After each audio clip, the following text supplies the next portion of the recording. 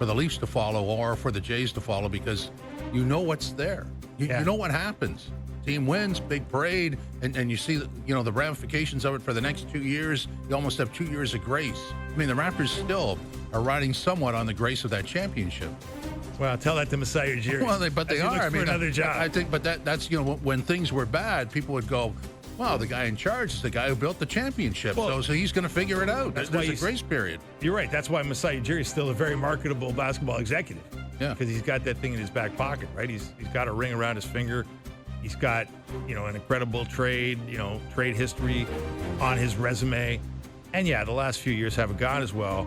But he's also got a team here that has a lot of pieces and could be turned into something, especially in a wide open East. If things break their way, they could be a feel good story in very short order here. So it could also be a disappointment. I don't deny that that's a possibility as well. But you're right, man. It's there for them, but I think this is, if you're reading the room correctly, as Mark Shapiro and Ross Atkins, I think you understand that there's a real need here. There's a real need from the people above you for you to have success in this moment.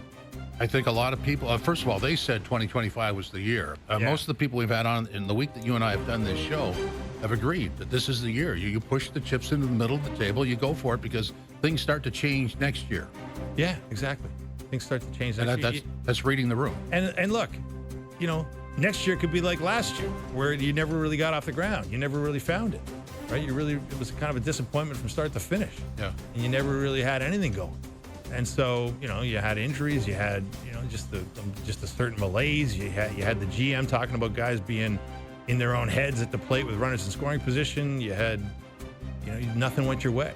And so you just can't be sure when you're going to have your moment. You're right. And look now, don't look now, but the Yankees have a big storybook win last night.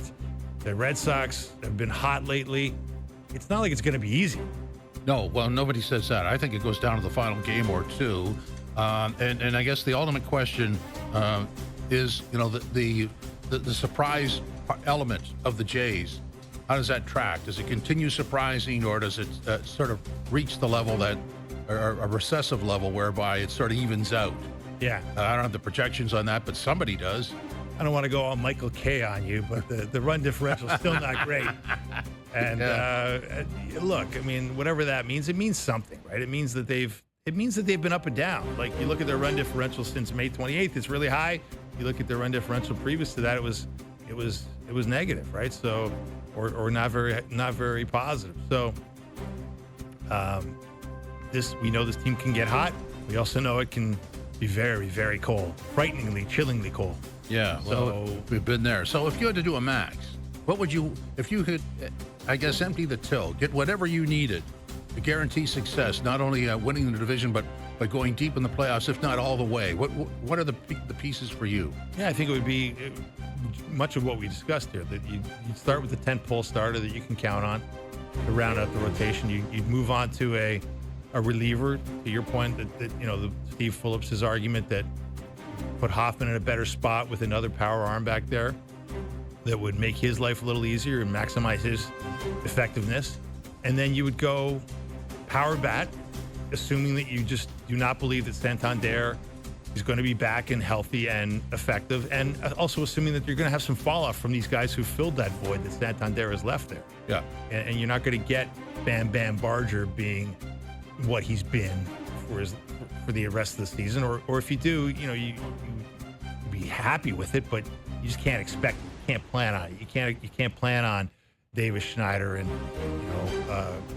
Lucas and the rest of this crew that has stepped up really big to keep stepping up all the time. Maybe they will, and maybe there's just a magic to this team, which would be great news. And you'd take that all day, but that still means you could add talent.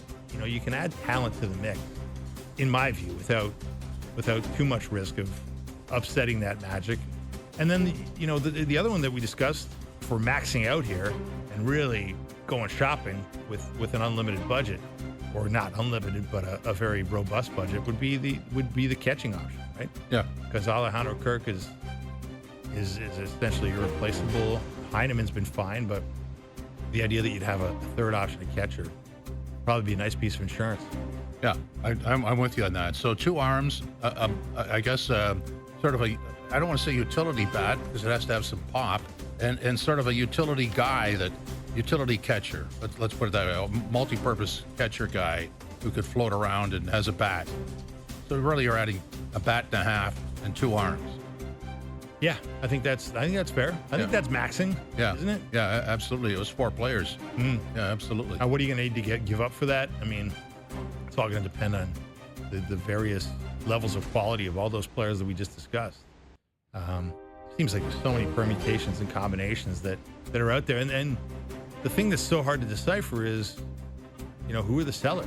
It's such an early trade deadline in kind of relative to the grind of the season that there's so many teams that probably aren't convinced they should sell yet. We were talking about Arizona. Yeah, they're close enough that the numbers. Zach Gallen. The numbers get in the way. Yeah. All you have to do is go on a winning streak and you're in. But at the same time, if you don't, then you liquidate. Exactly. So, hey man, it keeps. I will say this: it's great for the city, right? Like the baseball team's relevant. That we're talking about the minutia of this roster at this moment, instead of talking about blowing it up or talking about firing the guys in the front office. Oh, the sell-off, which may come. Yeah, we had a bit of a sell-off last year. Yeah. No, it's a great moment, but to your point, you got to maximize it. That's why they're there. Really, it's not even a question to me that you're there. You said it was 2025. Go for it. Yeah. Or have the press conference in a couple of months and say goodbye. I think those are the 2 alternatives. Pretty well. Yeah. Do you see it any different? I mean, not if I were running the place, but there's been some quizzical. Then it would be a double standard. We had Eric Kratz on, former Blue Jay, earlier in the week, and he was wondering aloud how the hell, Shapiro and Atkins kept their jobs this long to begin with. So, and that's a former player perspective. I think a lot of us have wondered the same thing, but they're getting good crowds out there in the newly renovated ballpark, which Mark Shapiro is certainly responsible for, certainly oversaw to a large degree. So you wonder, the level of unhappiness at the ownership level with the fact that they're selling good tickets on a regular basis. They're filling the place. It's a hot place to be, a fun place to be. It's a refreshed place to be, and obviously it would be a much more coveted ticket if these guys can max out the trade deadline and add further electricity to the air. Jays are in Oakland, not in Oakland, and Sacramento against the A's on the weekend. Scherzer goes tonight. Raptors against Chicago, Summer League basketball. We'll get into that. That's on TSN 4 tonight, and of course, in the CFL, Calgary and Saskatchewan, 9 o'clock, TSN 1, 3, and 5. We'll come back with Chris Colabello talking about the Blue Jays, baseball, and a bunch of other stuff. This is Overdrive Live.